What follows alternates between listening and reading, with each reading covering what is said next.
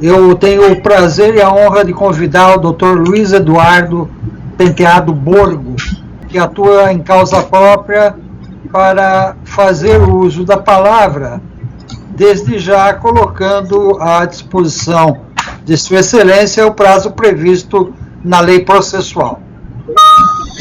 Boa tarde, excelentíssimo desembargador, senhor Sidney Romano dos Reis, doutor Reinaldo Miluzzi, ilustríssimo desembargador, excelentíssima desembargadora, doutora Maria Olívia Alves, aos demais desembargadores, digníssimo doutor procurador de Justiça. No ano de 2013, os apelados interpuseram uma ação indenizatória contra a Prefeitura Municipal de Bauru sob a fundamentação que em 2008 o município havia transformado um imóvel de propriedade dos apelados em área de relevante interesse ecológico, impedindo-lhes de concretizarem um projeto de construção de 2.000 apartamentos. A Prefeitura contestou essa ação, alegando que não havia se apossado da área, nem tampouco incorporado ao domínio público municipal, asseverando que não seria o caso de apropriação indireta e pugnando, por fim, pela improcedência da ação. Nesta ação, a Prefeitura Municipal de Bauru acabou sendo condenada a indenizar os apelados, tendo a ação transitada em julgado. Vejam, nobres julgadores, que a tese da Prefeitura em nada se assemelha com esta tese da ação popular que apresentamos nessa tarde. A nossa ação discute apenas o valor da indenização e o perímetro a ser indenizado. De um lado, aparentemente, temos a pacificação, a petrificação da coisa julgada sob o manto constitucional da irreversibilidade como corolário da segurança jurídica. Aparentemente, excelências, pois estamos diante de uma sentença inconstitucional, fundada em um laudo que não deveria ter sido aceito, elaborado fora da realidade, conforme comprovado posteriormente por perícia do CAEX. Noutra vertente, excelências, temos a violação dos princípios da moralidade, consubstanciado na mácula da justa indenização da vedação do enriquecimento ilícito. Com a devida vênia, excelências, em que pese o trânsito em julgado, uma imoralidade não se torna moral, assim como um ato jurisdicional inconstitucional não se torna constitucional somente pelo trânsito em julgado.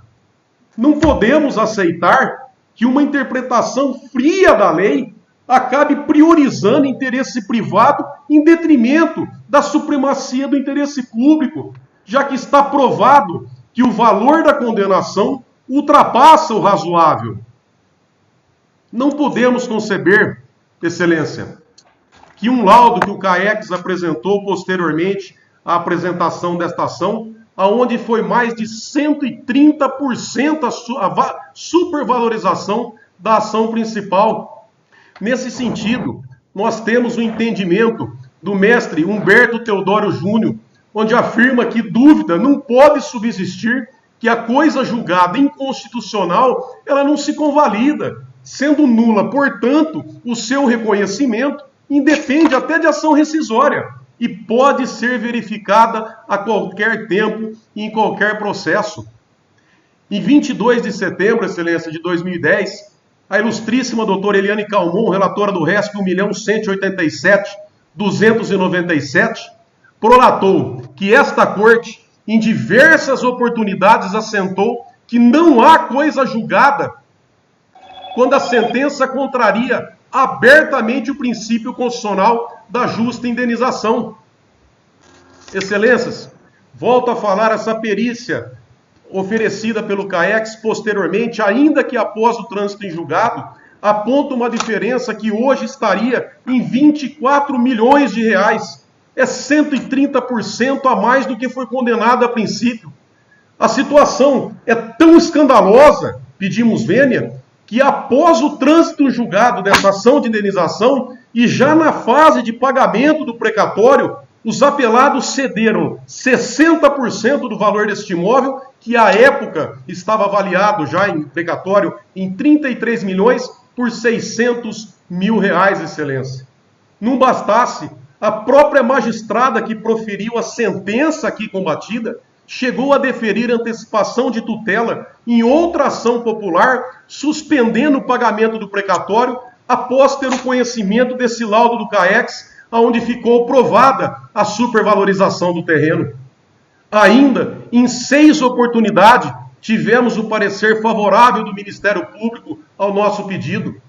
Não bastasse, nossa ação popular tem elastério numa repercussão geral disposta no recurso extraordinário 780-152 do Supremo Tribunal Federal, que reconheceu a possibilidade de ação civil pública ser utilizada como meio hábil a afastar a coisa julgada. Não diferente, a 10ª Câmara de Direito Público deste egrégio tribunal, em caso análogo, julgou precedente o pedido para flexibilizar a coisa julgada diante a violação do princípio da moralidade administrativa, lastreada na noção da justa indenização frente à solidez da decisão fundada em dados errôneos ou tendenciosos, da lavra do excelentíssimo desembargador Dr. Marcelo Semer. Apesar da coisa julgada sempre ter sido vista como algo inconteste, com o objetivo de garantir a segurança jurídica às decisões prolatadas, os atos jurisdicionais, eles precisam estar em consonância com o texto constitucional. Outro defensor dessa tese é o doutrinador paulista, Dr. Cândido Rangel Dinamarco, aonde nenhum princípio constitui um objetivo em si mesmo, e todos eles, em seu conjunto, devem valer como meios de melhor proporcionar um sistema processual justo. Excelência, reiteramos, não pretendemos rediscutir aqui nesta ação popular os mesmos argumentos já solidificados por esta augusta corte, mas reparar uma injustiça colossal conforme já comprovado pelo Ministério Público.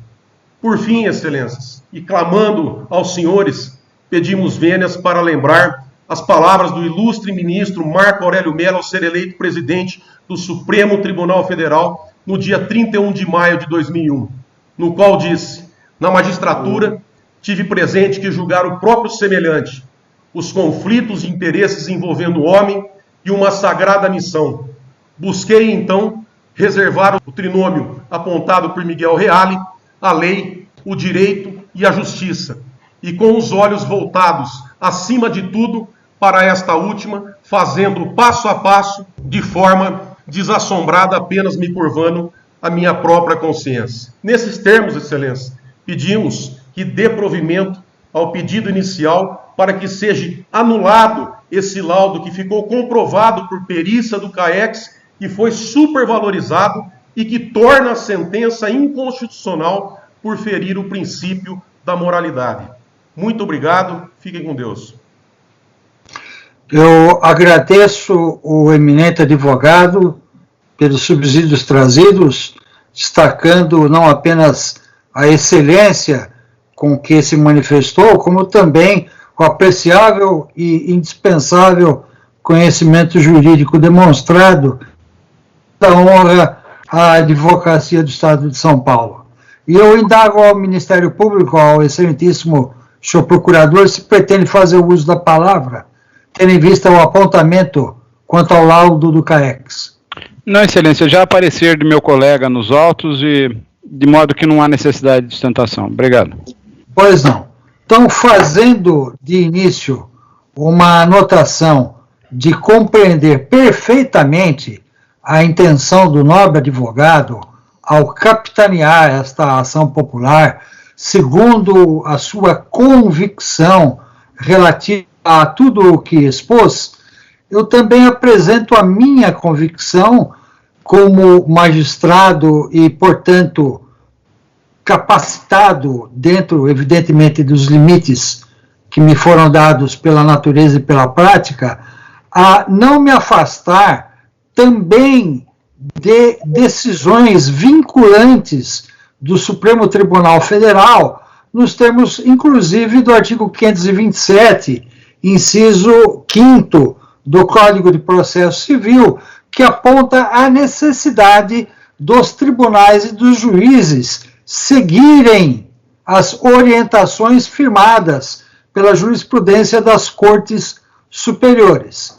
E abrindo o meu voto, leio: Por primeiro, nos termos do artigo 1º da Lei Federal 4.717 de 65, qualquer cidadão será parte legítima para pleitear a anulação ou a declaração de nulidade de atos lesivos ao patrimônio da União, do Distrito Federal, dos estados, dos municípios e autárquicas.